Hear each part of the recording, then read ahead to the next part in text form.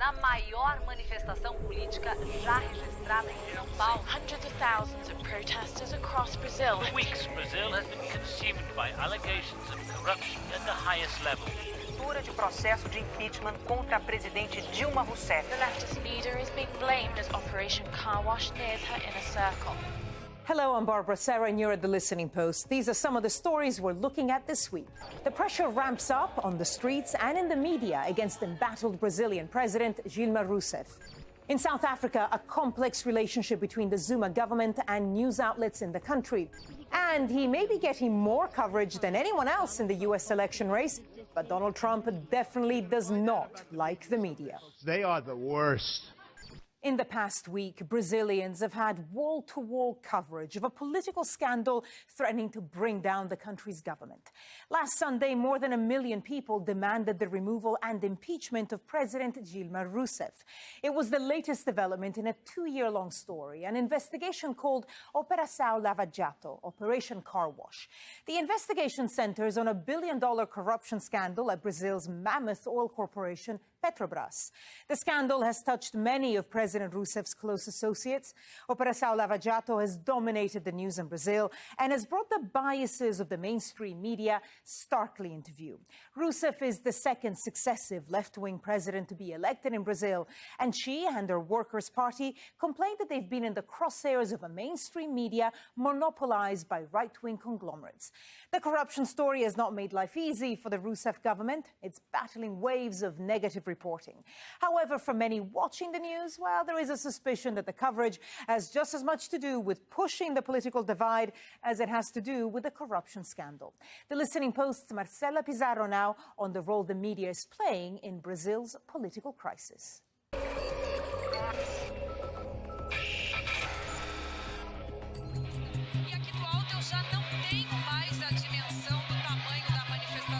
On Sunday, the 13th of March, Brazil's largest broadcaster, TV Globo, suspended its regular programming to cover protests across the country. The media had spent a lot of airtime in the run-up, urging people to take to the streets to demand the impeachment of President Dilma Rousseff. Rousseff isn't under investigation herself. Who turns up to protests says a lot about Brazilian politics, society, and its media. The demographic profile of people who went to the streets last Sunday is very particular. They're like upper middle class, white. They're from the southeastern part of Brazil, I mean the richest part of Brazil. So, there is this bunch of very discontent white middle class folks who do not like the Workers' Party from the beginning, I guess. And this sentiment has been fed and also augmented or increased by the media. And there was one photograph that went viral on Brazilian media that was absolutely outstanding. It was this middle-aged, middle-class couple going to the demonstrations, and right behind them there was the nanny push-pramming the toddlers.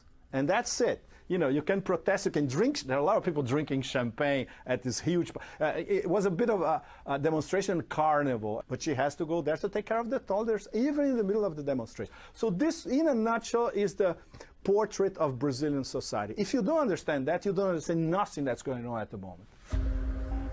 Brazil is a country of 200 million. Its deep social divides have been at the heart of national politics. For over a decade, the left-wing Workers' Party, led by former President Lula da Silva, oversaw a period of significant economic and social change. The media system, however, remained remarkably untouched. 5 families, amongst the richest in Brazil, control 70% of the mainstream media. Grupo Globo, owned by the Marinhos, runs the TV Globo network. The Cevita family owns Grupo Abril. That publishes Brazil's most read news weekly, Veja. Grupo Folha is owned by the Frias family. The Sards own Grupo Bandeirantes, and the Macedos own Grupo Records. All 5 families have been part of the Brazilian establishment, the ruling class, for decades. Neither Lula nor Rousseff pushed for diversity of ownership in the media landscape. The big media houses have remained unmoved. There is a sense that a lot of the media owners have not been capable of living with change, as if they feel too threatened with everything that's happening. Any type of ideology which can be perceived as being more progressive is instantly put down, instantly criticized. O que a crise política no Brasil faz hoje é acirrar. What the current political crisis does is intensify people's emotions. The country splits into two very clear groups and the debate becomes insane. This is a very serious problem. The traditional media has started to become a target of the current animosity. Even if you can identify a particular political leaning in one news outlet or another, the other side's viewpoint will never be omitted.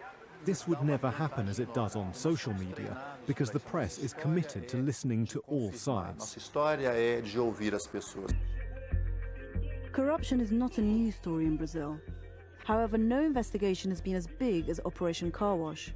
At the center of the scandal is the oil behemoth Petrobras. Its executives are accused of taking bribes and making illicit political donations. President Rousseff was head of the corporation between 2003 and 2010. She'd been cleared of any wrongdoing, but more than 30 members of her government are under scrutiny, including her mentor and predecessor, Lula da Silva. This is a big story, meriting aggressive coverage, but news outlets have been spurred on further by the head of the investigation, the media-savvy judge, Sergio Moro. It would seem as though Moro's media strategy was set out a decade ago, before Operation Car Wash even began. In 2004, he wrote an article about another investigation in Italy called Mani Pulite, or Clean Hands. That campaign's success, wrote Moro, was rooted in how investigators used the media to intoxicate the political atmosphere. In that particular piece, his idea is that the media has to be used, right, or has to work together with the judiciary against the government to discredit the government. So that would be the only way to actually get hold of the corrupt politicians and put them in jail. These investigations are supposedly secret, you know, but they are always leaked, and the media actually accuse many people beforehand, before the investigation is concluded. So these people have their reputations thrown into the garbage. They're tried by the public opinion way before, you know, they have an actual trial. Por que há os vazamentos? Eu acho que é... Why are there so many leaks? Well, this is a typically Brazilian way of conducting these things. There is always a back door, a leak. What we do is to produce coverage that is the most accurate, in the sense that we don't prejudge.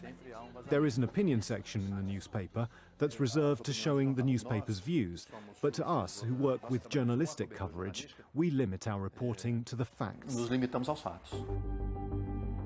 Not everyone agrees with that assessment. Over the past 2 years, the news magazines Veja and Época have been criticized for their thinly sourced reporting on this story. Alex Quadros, a journalist based in Sao Paulo, wrote a lengthy piece accusing the two magazines of resorting to vague implications and providing no documentary evidence. And during an evening bulletin on TV Globo this month, protesters stood behind one correspondent holding signs that read, "Globo wants to incite a coup, it wants to burn the country."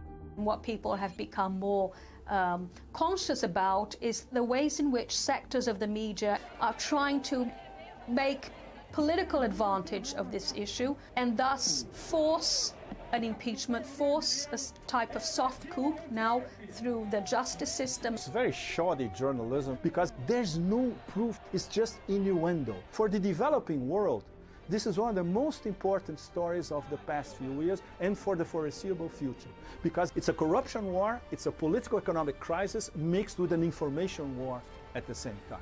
So everybody has to pay attention.